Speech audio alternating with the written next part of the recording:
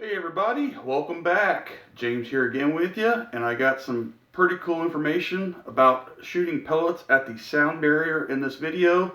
Definitely wasn't planned, but I want to answer a lot of comments I got on the previous video and to see if it is even possible. And like I mentioned before, if you're using the right projectile, the most stable projectile, the only thing that matters is the vertical downrange. Velocity is irrelevant. So, as always, make sure to hit that like button and subscribe below if you haven't already. I truly appreciate it. Let's get into today's video, everybody. So let me give you the rundown real quick. If you haven't watched the previous video, I'm using my Airventuri Avenger 22 caliber with the CARM magazine, center point 3 to 9 by 32 mil dot reticle scope. I got my side shot on here, which I used for the shooting clips in this video.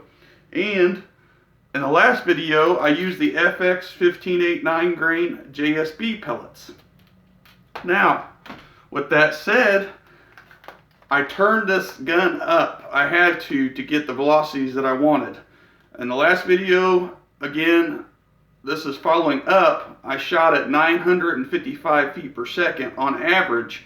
Well, this video, I turned the regulator up to 2600 PSI and cranked the hammer spring screw all the way in. I had to. According to the instructions with this rifle, the hammer spring and the valve, the regulator and all that go together, and you have to tweak both of them pretty much at the same time to get the most out of it. And if you don't, the hammer and the valve or the regulator fight each other. So, with that said, I want to show you the 50-yard accuracy using the 15.8 9-grain JSB pellets at an average of 1,040 feet per second. Now, I know I mentioned I hit the sound barrier. I could not do that with the 15.8 9-grain JSBs, but I'll get to that point in the video, guys.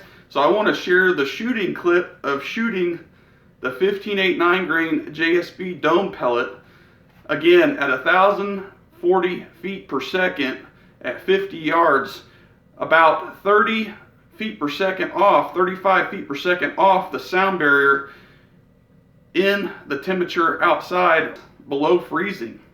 So check this out at 50 yards.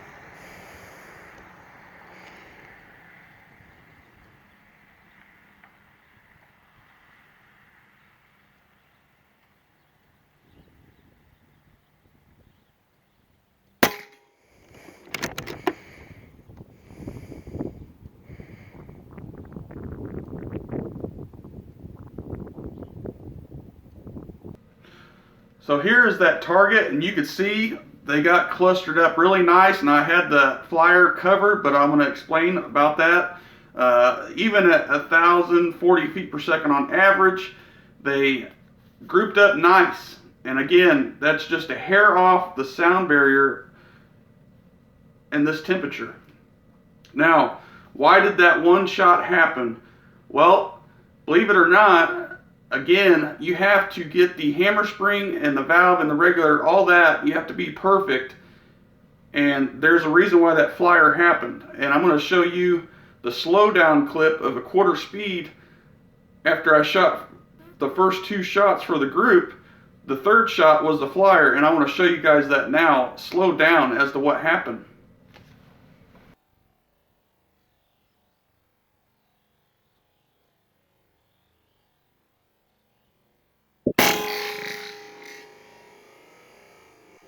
Okay, so you've seen that slow down, you've seen how the reticle moved over and then the pellet hit the target. Well, the previous shot, when I pulled the trigger, it was instant. It hit the target as soon as I pulled the trigger. So what happened?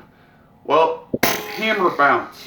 Believe it or not, it happens. If you don't have, again, everything lined up perfectly, the valve and the hammer fought each other and caused that flyer because the pellet was still in the barrel when it went off. And it was less instant than previous shots and the shots after. So I thought that was very interesting that even at that high amount, you have a hammer bounce, and it shows it in my chronograph numbers as to why it shot really high, and then all of a sudden I had a weird number, 1,011 feet per second, and that's what happens. So again, the valve, the regulator, and the hammer, all that have to fight each other to get the perfect combo, and when you mess with the hammer spring, you're actually compressing that spring more in hopes to add more pressure on the valve, and if the valve's already set really high, again, it's a fight. Now, this is a video, again, for more evidence. It wasn't planned for another video that I had planned, and I'll tell you that later. But now let's get to the portion where I broke the sound barrier, or actually shot at the sound barrier, I should say. So again, using the Airventuri Avenger 22 caliber,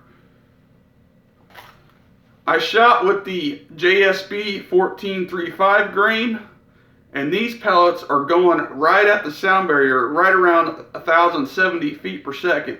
And some of them went actually over that amount, and they actually cracked.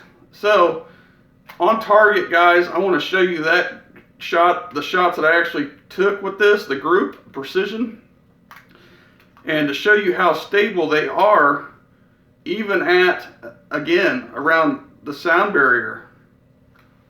Alright, JSB 1435s at 50 yards, going around the sound barrier, 1070 feet per second in this freezing temps. Alright, let's see here.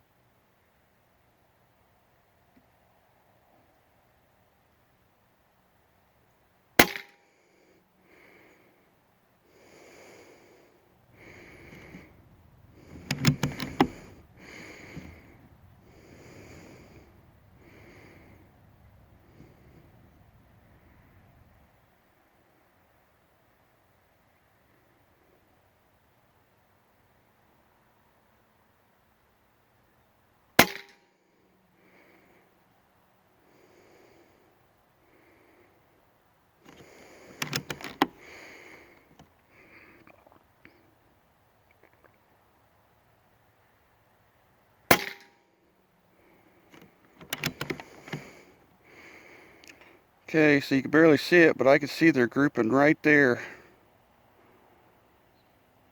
at around the sound barrier.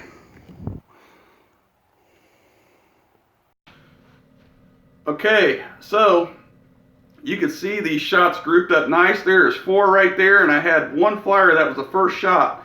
And the reason was I was shooting harder pellets prior, and my rule of thumb is you have to get that, either clean it out of the barrel or, shoot enough softer pellets to get that out of the barrel, because it makes a huge difference. And they were actually crossing hollow points. They didn't care about going that fast, and actually they were destabilizing even at around 900 feet per second anyway, but they shot pretty good compared to any other pellet that I've tried you know, besides the JSB 1589 grain being the #1 pellet that I picked out of the box. But as you can see, even at the sound barrier, guys, they're still shooting good. So it was definitely a fun exercise, and I'm glad a lot of people brought it up because, again, if the pellet is stable, velocity is irrelevant. No matter if it's above the sound barrier, below the sound barrier, you know, the dome pellet, in my eyes, you know, if you have the correct one, again, it's going to be the most precise and most accurate if you find the right one for your barrel. If you could read the rifling like I can, figure it out, or you just shoot again and stumble upon it like I mentioned in the past video. Now, again, it was not fun to shoot like that because the trigger, if you heard me mention in the past video, the cranking the hammer, the tension on the hammer increases the trigger pull. And that is the planned video after this one, is I'm going to show you guys that. I'm going to measure it and I'll show you why. It's just not fun shooting at that velocity. It's not the pellet, it's the gun. And to get a gun to shoot a certain pellet at that velocity is extremely hard. Not that it can't be done, but you're working out the limitations of the gun itself. Again, fighting the valve, fighting the regulator, and the hammer. So always, guys, I appreciate your comments below. That's what actually made this video happen. And again, you know, the JSB 1589s almost got there, but then I turned the hammer spring back and it shot flawlessly, you know, at 1020 with the trigger being perfect, not super heavy. Again, the chronograph registered that there was about 2 to 3 feet per second per shot at 1020 feet per second with the 1589s. That's like a you know, a really good number and a really good sweet spot for that trigger. Because again, to me, it's not the pellet. If you're shooting the right pellet, nothing matters. The velocity doesn't matter. It comes down to you and the gun. And again, you know, I did have an incident, like mentioned in the video, the hammer bounced. So I'm glad I caught that. But again, you know, it's the limitations of the gun itself. And to me, not so much the projectile if you're shooting the correct projectile. So as always, guys, I hope you got something from this video.